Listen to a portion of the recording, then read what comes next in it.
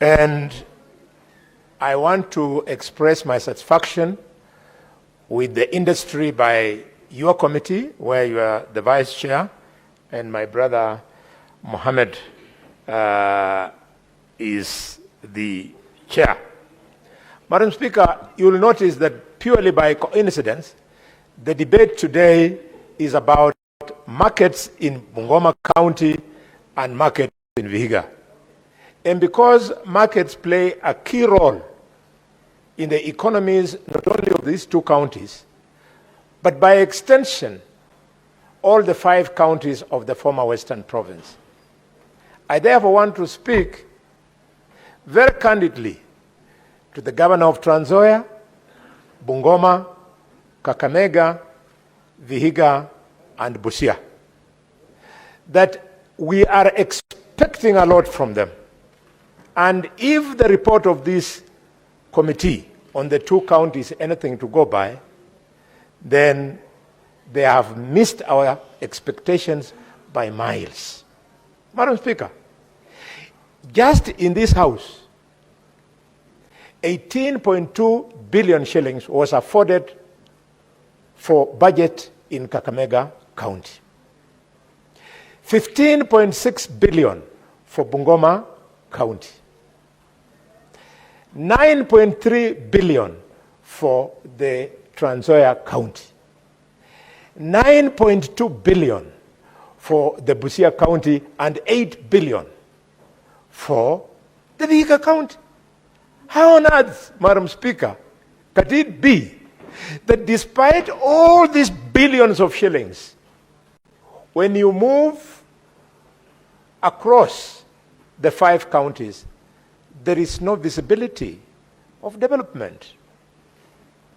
Senator Osotsi, Senator Wakoli, myself, Senator Chesang, Okiya Omtatah, there is something wrong in our home counties.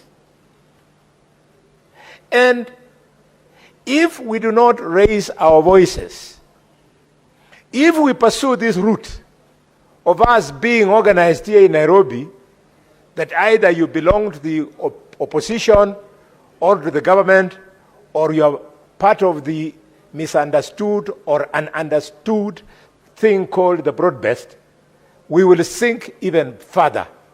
We will spend all our working hours, Senator Omtatah, thinking about how nice, how God-sent the broad-based government was, when in actual effect, poverty continues to rise in our backyards.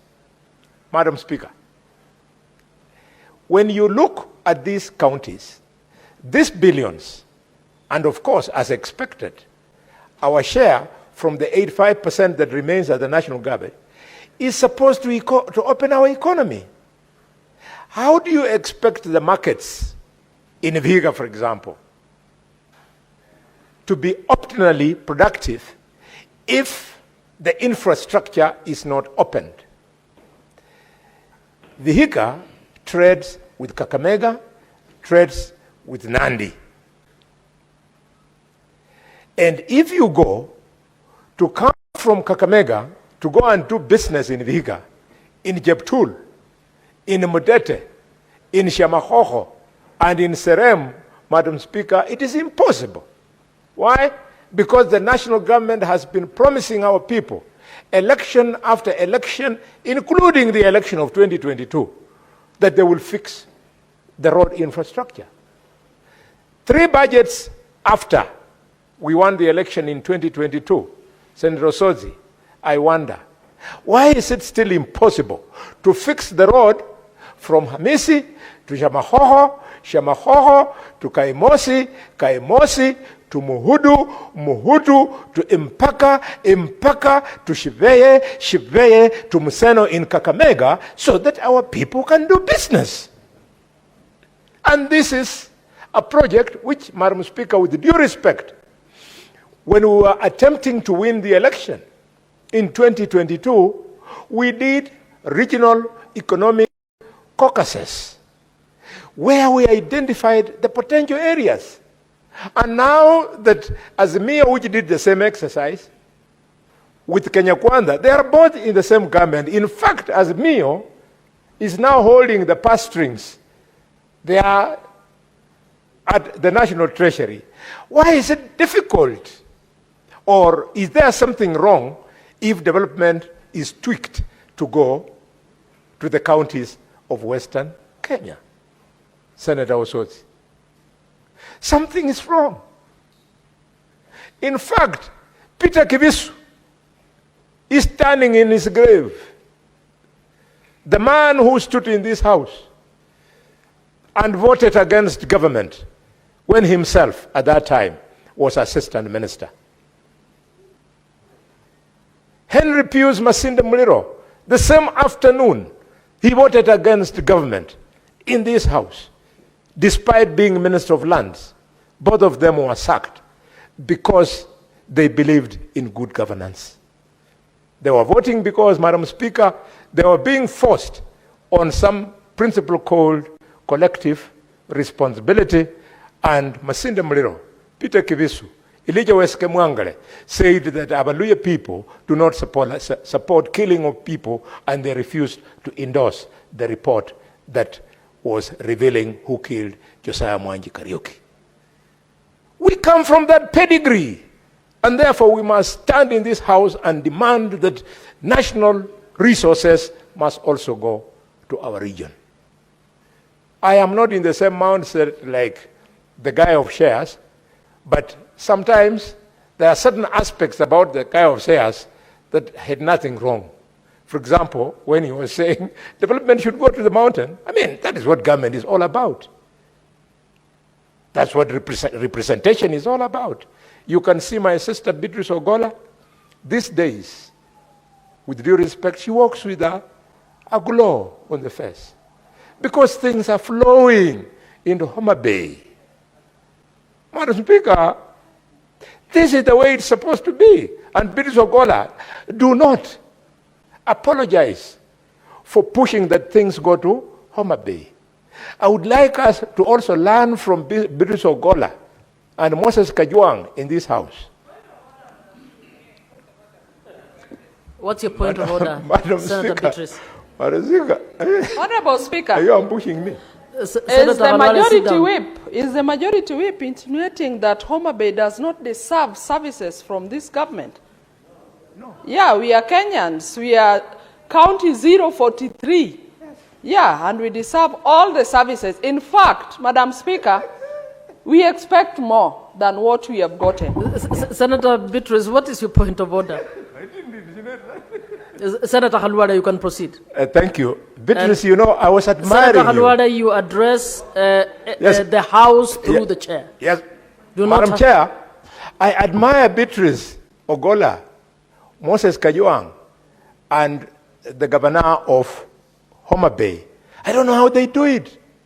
Do you know, in 9 short months, Madam Speaker, they have so admirably managed to convince the national government to put up an infrastructure of water worth 787 million shillings. I was chatting with the Honorable Kaluma this morning at a committee, and he told me he's so proud because they now have got a network within Homa Bay Town of 137 kilometers of tarmac road in the last 9 months.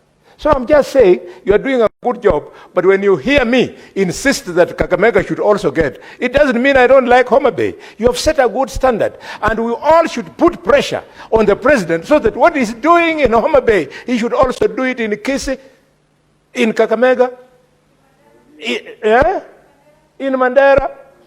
No, in Mandera you have got Olgado,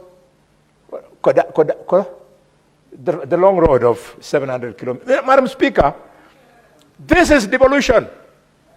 And if we continue pushing the way we are pushing, then the marginalization that we used to worry about, that was in the former North Frontier districts of Northeastern, will befall some of us. And we are not going to accept it. And this is why we were voted for. Madam Speaker, the people now speaking about the markets that are in this report, and my neighbors. When you go to Serem, my great-great-grandmother was a girl born in Serem. She was called Lubandua.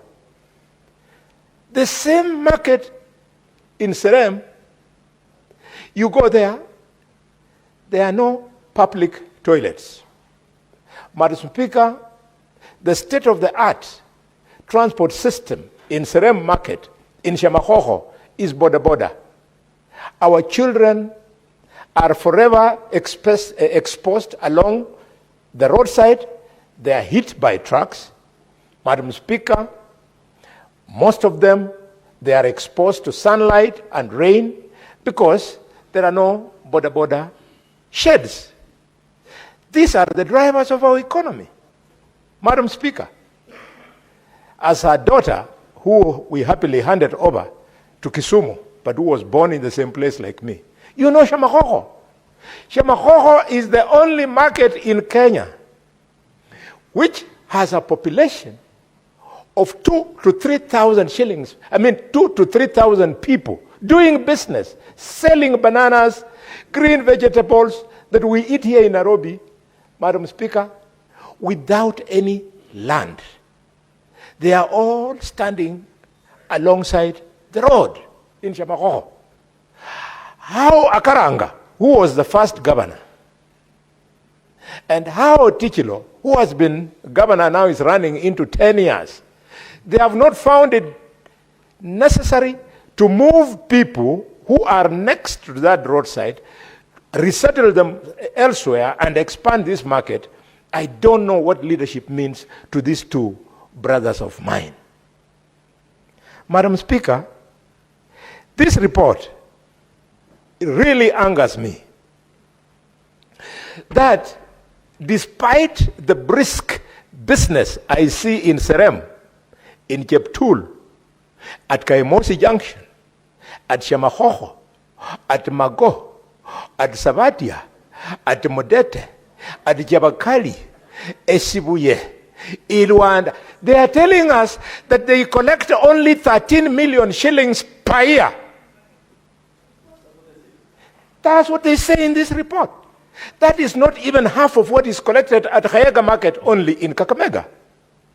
And yet the same business theory, borders, Mamamboga, Mutumba, is what takes place there. So why are we collecting more money in Khayaga than at Chabakale? For your information, Senator Osot, Chabakale Market, as you know the history, you people stole it from us in Kakamega. It is called Ishiabakali. It is not Chabakale.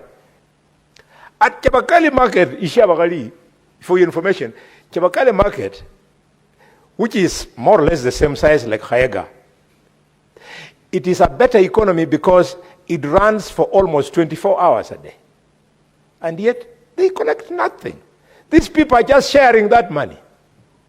It is open theft. I therefore want to pay my respects to the Senator of Kisii, because I have heard you again and again, you've always insisted that we must standardize the electronic collection of revenue.